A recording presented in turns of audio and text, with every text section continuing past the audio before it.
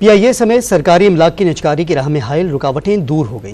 वफाकी काबीना ने इदारों की निजकारी को यकीनी बनाने के लिए ऑर्डिनेंस जारी करने की मंजूरी दे दी। निजकारी के खिलाफ हाई कोर्ट्स और दीगर अदालतों का इख्तियार ख़त्म करने का फैसला किया गया। निजकारी कमीशन अपीलेट ट्रिब्यूनल का फैसला सिर्फ सुप्रीम कोर्ट में चैलेंज किया जा सकेगा। मुख्तलिफ अदालतों में केसेस दायर से निजकारी का अमल बुरी तरह मुतासर हुआ।